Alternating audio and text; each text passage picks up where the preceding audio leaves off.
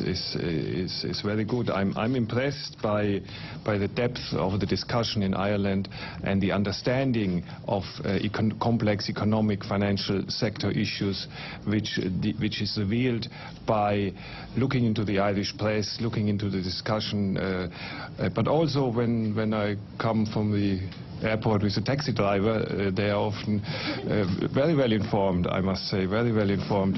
So I think that is a good sign that here we have an open discussion. It's a difficult adjustment process, but there is an open debate, and there's a debate where economic arguments play an important role, and I think that is how it should be.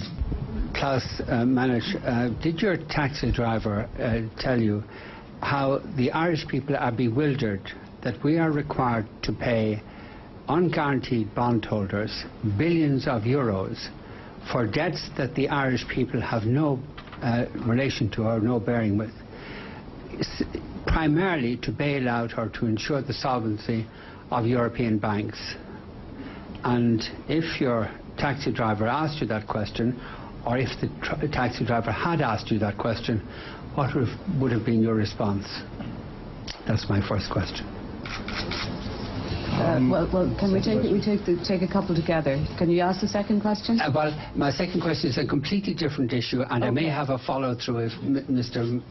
Masuch doesn't answer the question in a way that would illuminate the taxi driver's understanding of all this. I would have a follow-through question. Right.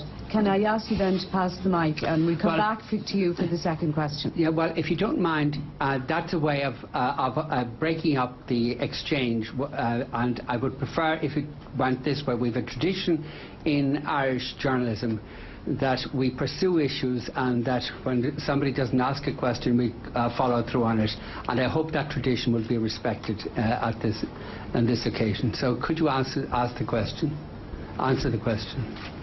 Yeah. Mr. Vincent, I have answered a very similar question of you. I think it was 2 reviews ago. You addressed the question. You addressed the question previously. I addressed the question. Yes. I answered it.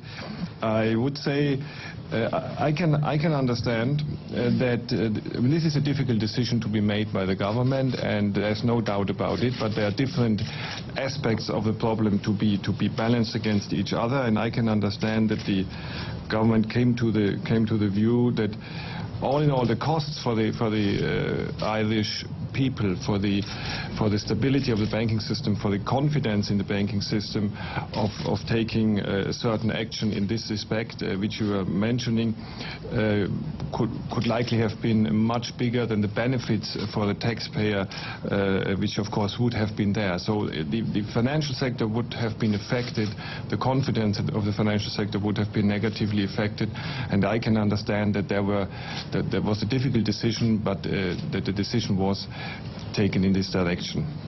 Yeah, that doesn't address the issue. We are required to pay in respect of a defunct bank. There's no bearing on the welfare of the Irish people at all. We're required to pay in respect of this defunct bank billions on unguaranteed bonds in order to ensure the health of European banks. Now, what would you explain, how would you explain that situation to the taxi driver that you talked about earlier? I think I have addressed the question. No, you haven't addressed the question, because you've referred to the viability of the Irish financial institutions. This financial institution I'm talking about is defunct. It's over, it's finished. Now, why are the Irish people required, under threat from the ECB, why are the Irish people required to pay billions to unguaranteed bondholders under threat to the ECB? You didn't answer the question the last time, so maybe you'd answer it this time.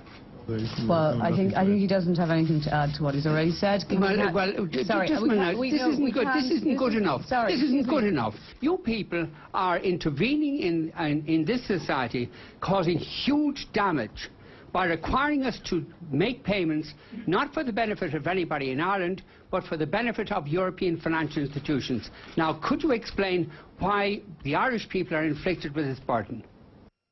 Well, I think I have addressed the question. You've nothing to say. There's no answer. Is that right?